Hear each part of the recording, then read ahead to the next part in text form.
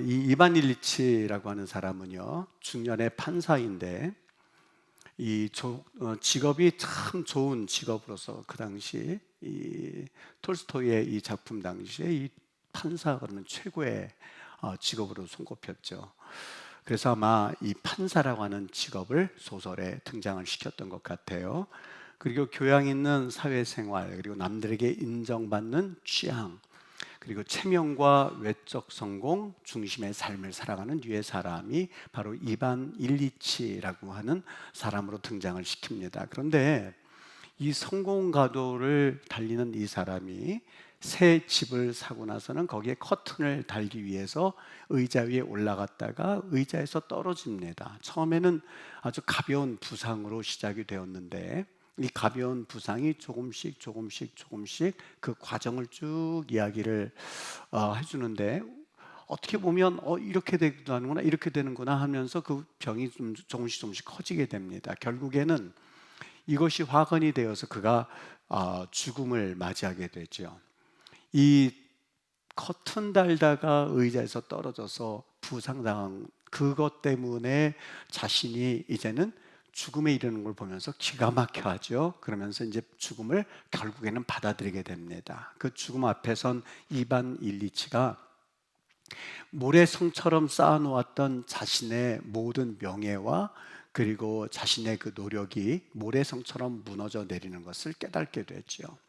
그제서야 그의 삶 전체가 현실이 아닌 가짜였지 않았는가 하는 것을 그가 인식하기 시작합니다. 그러면서 이 톨스토이가 이 작품을 통해서 진정으로 행복한 삶이란 무엇인가 하는 것을 이 말하고 싶었던 장면을 이반 일리치의 죽음을 통해서 그가 드러내기 시작합니다. 그리고 행복이란 도대체 무엇을 의미하는가 하는 그 질문을 그 톨스토이가 던지는 것을 볼 수 있죠.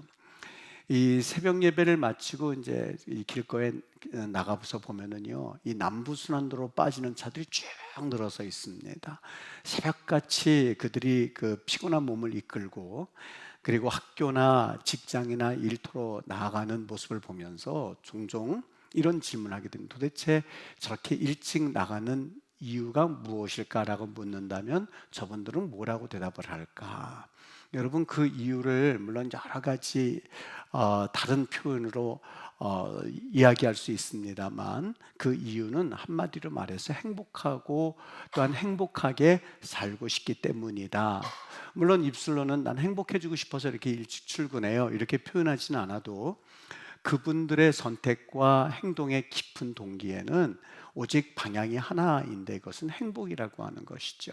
예를 들어서 여러분, 학생이 시험을 위해서 공부합니다. 물론 그 학생이 나 행복해지려고 공부해 이렇게 말하지는 않습니다만, 시험 자체가 목표는 아니죠.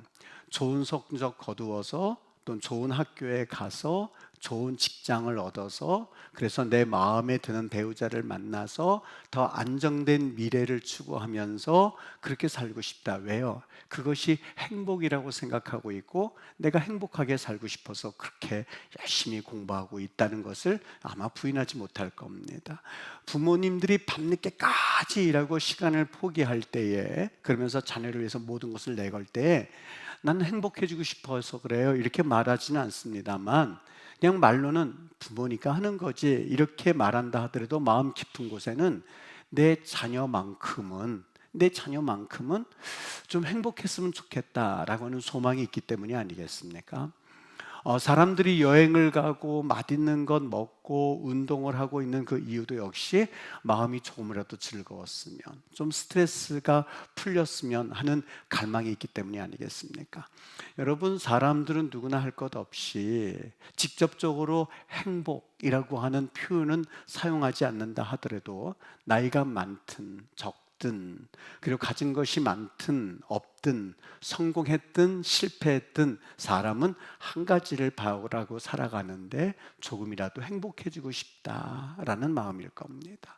그래서 이 철학자들도 이걸 부인하지는 않습니다. 수많은 철학자들은 인간이란 본능적으로 행복을 찾아 움직이는 존재다 이렇게까지 결론을 내리기도 했습니다. 여러분, 그런데 문제는 사람들이 그렇게 행복을 갈구함에도 불구하고 행복을 온전히 잡지 못한다는 데 있습니다.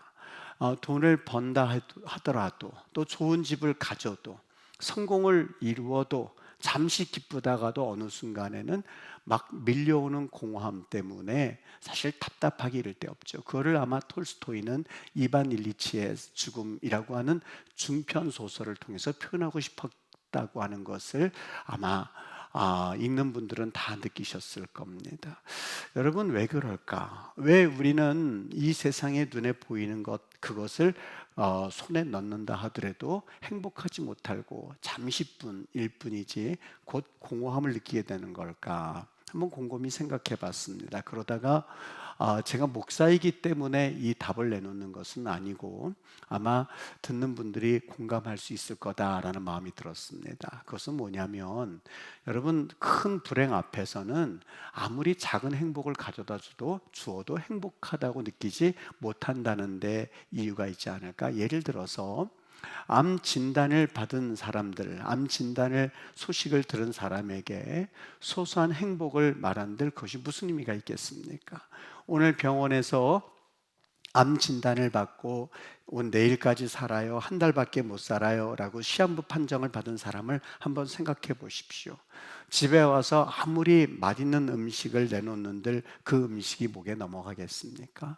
당장 내일 어떻게 될지 알지 못하는 사람에게 맛있는 음식, 그리고 좋은 미래에 대한 약속, 그리고 나름대로 최고의 것을 소개한들 그분들이 무슨 기쁨을 느끼겠습니까? 그의 관심사는 오직 내가 이 오늘 이후로 내일 죽음을 맞이하게 될지, 한 달 이후에 죽음을 맞이하게 될지 불확실한 미래 가운데 그 마음은 공허함 내지는 도대체 내가 지금까지의 삶이 무엇이었나 하는 것에 느꼈던 이반 일리치의 모습과 다를 바 없지 않겠습니까? 여러분, 어떤 분들은 이 암으로 인했든 아니면 어떤 것으로 인했든 죽음과는 상관이 없는 이야기처럼 느낄 수 있습니다. 그런데 여러분, 죽음이라고 하는 것이 우리가 생각하는 것보다 훨씬 가까이 있습니다. 여러분, 놀라지 마십시오. 이 목욕탕 욕조에서 미끄러 죽는 사람이 얼마나 된다고 생각합니까? 우리 집에는 없지요. 그런데 우리나라 통계에 이 욕조에서 미끄러서 죽는 사람이 매년 340명이라고 합니다. 믿겨지십니까? 우리 주변에는 없으니까 그런 일이 일어나면 어이구, 어떻게 그런 일이 있지? 이렇게 말하지만 통계적으로 보면 340명이나 돼요. 여러분, 침대, 우리 매일 거기에서 자고 일어나고 하지 않습니까? 미국에서 침대에서 떨어져 죽는 사람이 매년 450명이 된다고 합니다. 침대에서 자다가 떨어져 죽는 사람이. 여러분, 번개 맞아 죽는, 이 벼락 맞아 죽을 사람, 이런 말은 있을 수 없는 일이기 때문에 그렇게 썼다고 생각을 합니다만, 미국에서 번개나 벼락을 맞아 죽는 사람이 10,000명을 넘었다고 하는 통계가 있습니다. 여러분, 죽음이 저 멀리 총성이 오가는 전쟁터에나 있고, 그리고 암병동에만 있고 노인 병실에만 있는 게 아니라 그냥 우리 일상적인 삶 속에 함께 붙어 있다고 하는 이야기와 다를 바 없습니다. 어제 밥 먹고 웃으면서 헤어진 친구의 부음을 오늘 아침 들을지도 모르는 것이 죽음의 다큐멘터리 아니겠습니까? 그래서 사람들은 갑작스러운 죽음 앞에서 어느 순간 마음 가운데 정말 죽으면 끝나는 것일까? 그렇게 생각을 가지면서도 만약에 죽음이 끝이 아니라면 하고 마음이 흔들려서 그때에 사실 신앙을 가지는 사람들이 종종 있습니다. 여러분, 흥미로운 연구 하나가 있는데요, 죽음을 매일 다루는 의학계에서 죽음 너머에도 뭔가 있다는 사실을 인정하기 시작했다는 사실입니다. 최근의 결과인데요, 영국의 한 대학의 연구팀이 4년 동안 심장마비 환자 2,060명을 조사했습니다. 그래서 일간지에 보도한 적이 있었는데, 이 심장마비로 죽은 사람들, 갑자기 이렇게 심장이 뛰지 않아서 쓰러진 사람들 있죠. 그분들이 이제 심폐소생술을 해서 이제 살아납니다. 한 2분도 있다가 3분 있다가 막 심폐소생술해서 살아나는데, 그분들이 2,060명들이 이야기한 것을 토대로 해서 연구 결과를 냈는데, 그분들이 한결같이 자기에게 자아감이 있었다고 그래요. 숨을 쉬지 않고 사람들은 막 하는데 자아감이 있었대요. 무슨 얘기냐? 몸의 모든 기능은 다 정지가 되었는데 자기가 죽은 게 아니라 분명히 존재하더라는 거예요. 어떤 남성은 자기의 영혼이 신체를 벗어나서 방구석에서 자기가 심폐소생술을 받고 있는 모습을 직접 지켜보더랍니다. 심장마비로 죽었다 살아나는 사람들 중에서 자그마치 13%, 100명이면 13명이 내 몸과 영혼이 분리되어 있다는 것을 느꼈대요. 그거를 이 영국 이 대학에서 연구팀이 4년 동안 조사한 결과예요. 그리고 그들이 뭐라고 덧붙였느냐?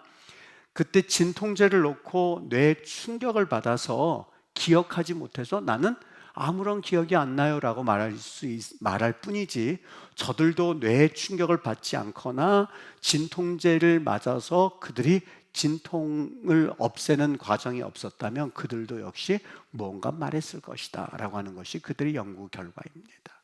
여러분, 의학계에서, 과학계에서 영혼이 죽지 않는다는 사실을 조금씩 밝혀내고 있다는 사실이 참 놀랍지 않습니까? 아마 이 과학이 더 발달하면 발달할수록 이러한 이야기는 더욱더 명확하게 우리에게 다가올 겁니다. 어떤 분은 목사님, 주일 아침부터 왜 죽음에 대한 이야기를 합니까? 라고 생각할지 모르는데, 오늘 이 주제를 피하지 않고 정면으로 바라보고 싶은 이유는 우리의 생명과 우리의 행복이 죽음과도 연결되어 있기 때문에 그렇습니다. 앞에서 잠깐 이야기했던 것처럼 사람의 허무함과 공허감을 근본적으로 해결할 수 있는 길이 우리 앞에 있는 더 큰 불행, 이 죽음에 대한 문제를 해결하느냐 아니면 해결하지 못하느냐 하는 것은 우리의 허무함과 공허함을 느끼는 우리의 마음을 치유할 수 있는 또 하나의 지름길이 될 수 있기 때문에 그래요. 여러분, 암 선고를 받은 사람에게 음식 맛있는 것 주면서 그리고 좋은 직장의 약속을 한들 기쁘겠습니까? 아니요. 암 선고를 받은 분에게는 당신의 암을 고칠 수 있는 그런 방법이 개발되었습니다 하는 소식만큼 기쁜 것이 없을 겁니다. 여러분, 더 큰 불행이라고 하는 그 죽음이 해결되지 않는 한 우리는 사실 행복이란 문제를 해결할 수 없다는 것이죠. 여러분, 우리 스스로는 그런데 이 행복이란, 이 죽음이란 문제를 절대로 해결할 수가 없습니다. 성경은 분명히 히브리서 9장 27절에 너희들이 한 번 죽는 것은, 인간이 한 번 죽는 것은 사람에게 정해진 것이다 라고 분명히 말합니다. 한 번 우리가 죽는 것은, 태어났으니 사람들의 기쁨을 받고 또 그리고 사랑을 받고 그리고 사람들의 축하를 받습니다만, 아무리 그런다 한다 하더라도 우리가 한 번 죽는 것은 누구에게든지 정해진 이치라고 하는 것, 이것은 성경에서 우리에게 또 한 번 확인해 주고 있습니다. 그래서 우리는 이 죽음을 피할 것이 아니라 사실 이 죽음에 직면하여서 도대체 이 죽음을 해결할 수 있는 길이 무엇인가 하는 것에 대한 해답을 가질 수 있어야 됩니다. 그분이 누굴까? 예수님입니다. 여러분, 예수님이 이 땅에 오신 목적은 우리를 행복하게 하기 위함이 아닙니다. 행복하게 사는 법을 알려주기 위한 것이 아닙니다.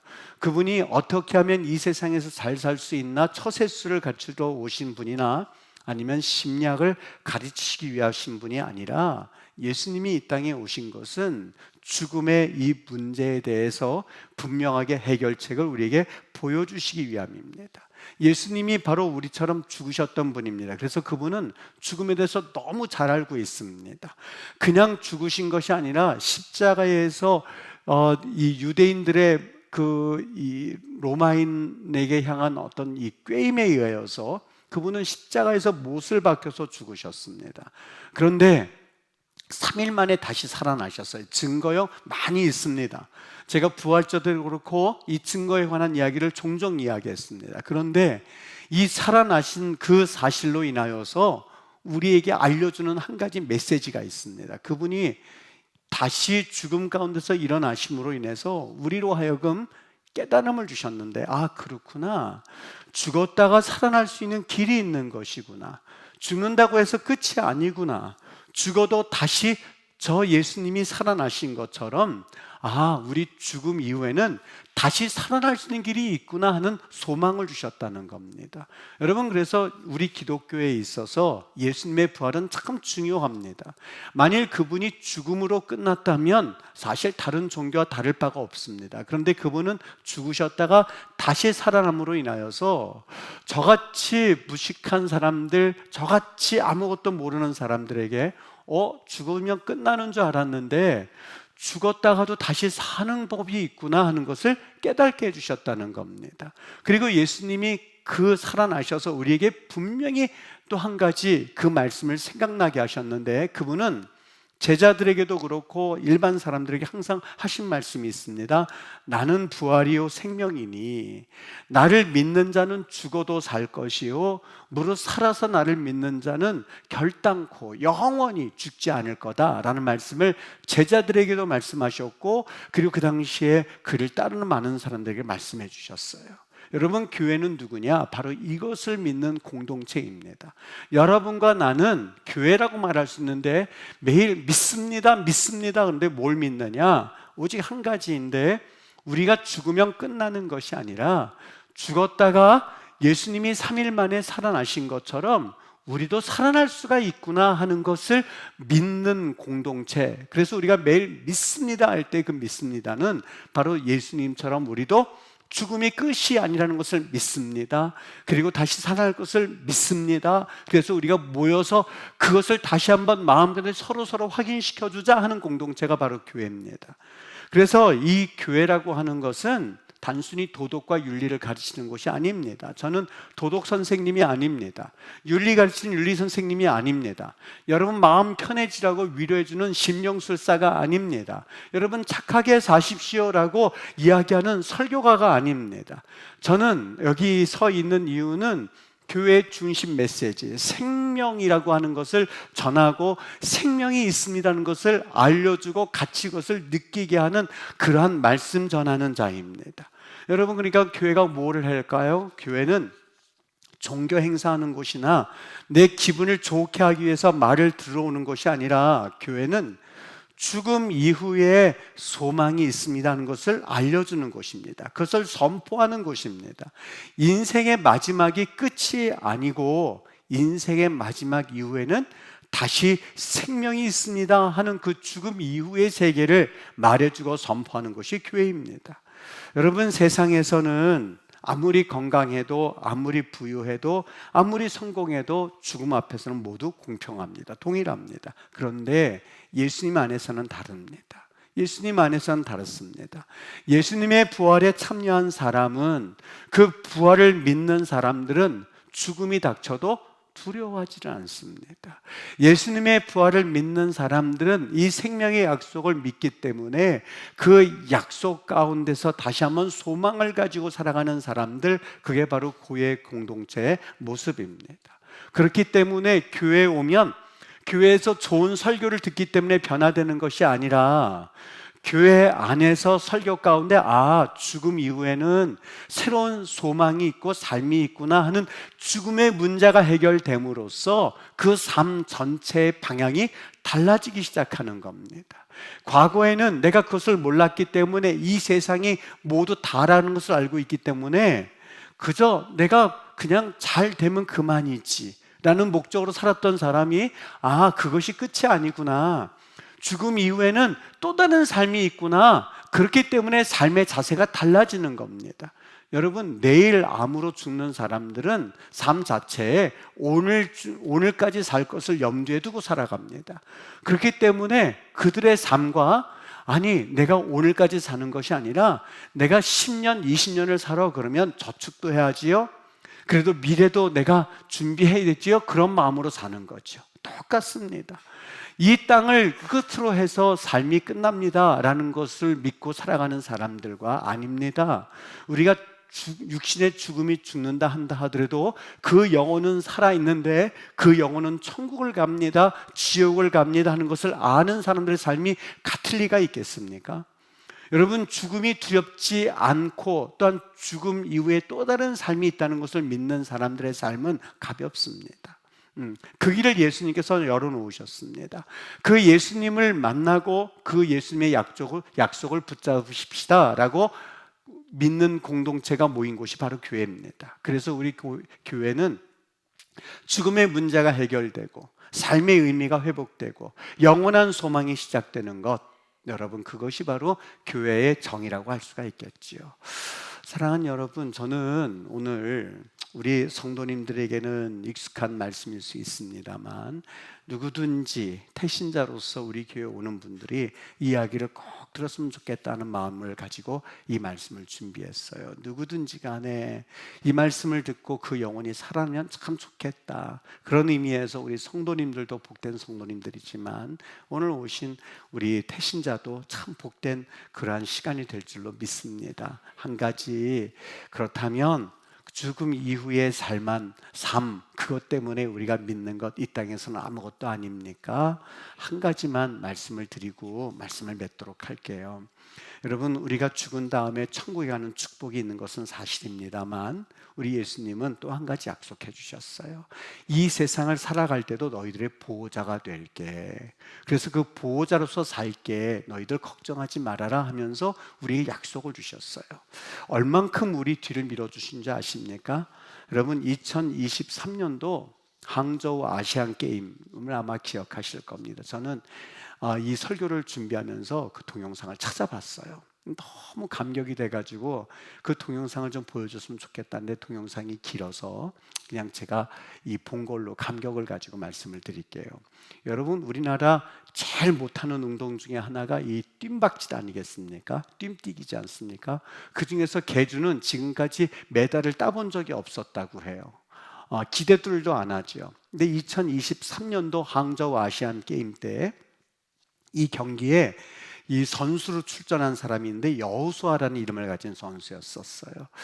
아시안 게임에서 노메달이었었는데 남자 육상에서 동메달과 은메달을 안겨준 선수입니다. 여러분, 우리나라 역사에 육상계에 있어서 28년, 30년 만에 메달이라고 하는데요, 이 400m를 마친 여호수아 선수가 그 1600m 계주 시작 30분 전에 통보를 받아요.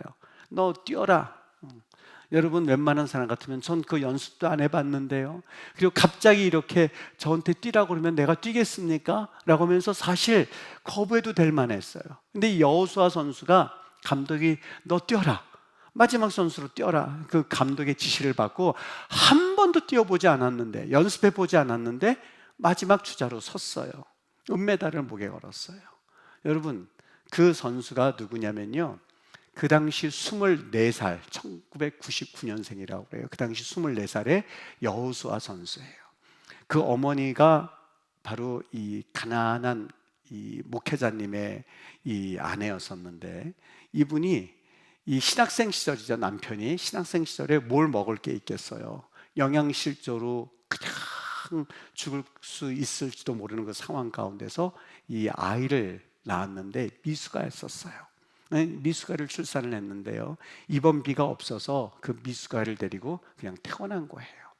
이 여호선수 어머니가 얼마나 마음이 아팠겠습니까? 먹을 것이 없어서 겨우겨우 이 아이를 키웠는데 얘가 자라나서 사랑굿이나 할 수 있을까 생각하면서 키우다가 이름을 지었는데, 얘가 이렇게 미숙아로 태어났으니 하나님 그래도 여호수아처럼 강하게 자라게 해주세요. 그리고 이름을 여호수아라고 이름을 줬어요. 쑥쑥 자라서 육상 선수가 된 거죠. 자기가 그날 뛰는데요, 한 번도 뛰어보지 못했던 1600m 계주의 그 계주로서 뛰는데요, 인터뷰한 걸 들어보세요. 어떻게 그렇게 한 번도 뛰어보지 않았는데 그렇게 잘 뛸 수가 있었겠습니까? 2023년도 10월 4일 날 경기 이후에 공식 인터뷰 내용이에요. 마지막 결승선에서요, 누군가 뒤에서 확 밀어주는 느낌이 났습니다. 앞에 선수를 도저히 따라잡을 수 없는데 뒤에서 미니까요. 여러분, 뒤에서 확 미는데 어떻게 해요? 확 밀어버리는데, 확 밀고 있는데 갑자기 힘이 솟아났습니다. 여러분, 실제 경기 영상을 한번 보세요. 3위하고 2위하고 격차가 얼마나 있는데 갑자기 무슨 모터가 달린 줄 알았어요. 나는 마지막에 모터 달린 줄 알고 막 뛰어가는데 어떻게 저렇게 뛰지? 그러니까 그 중계선에서요, 기가 막히니까 그 말하는 사람이 오 코리아, 오 코리아, 오 코리아 그래요. 그냥 계속해서 오 코리아, 오 코리아 하는데 제가 그걸 보는데 눈물이 팍 쏟아지는 거예요. 그게 인터뷰를 하는데 걔는 너 어떻게 이렇게 잘 뛰냐? 그러니까 누가 뒤에서 밀던데요? 누가 밀었게요? 이름이 여호수아.